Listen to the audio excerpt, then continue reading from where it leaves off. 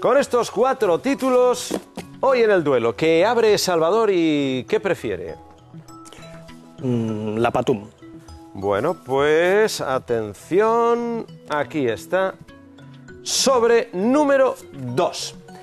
El miércoles, víspera de Corpus, en una ciudad barcelonesa empieza la Patum.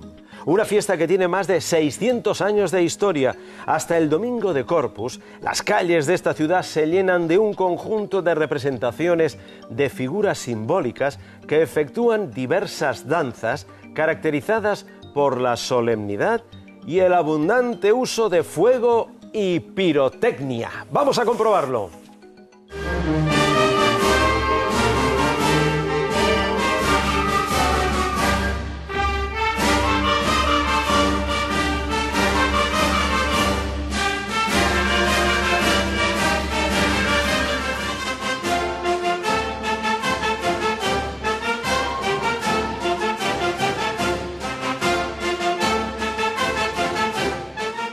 Hemos visto algunos de los momentos álgidos de la Patum, con las guitas, el águila y la apoteosis de fuego del baile de los plens.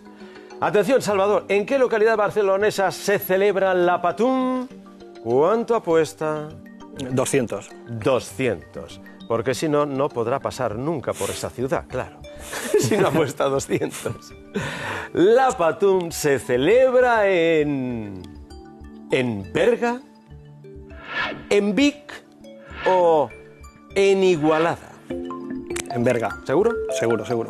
La Patum de Berga, efectivamente. La Patum fue declarada Patrimonio Cultural Inmaterial de la Humanidad en el año 2005. Sí, ya en 2005.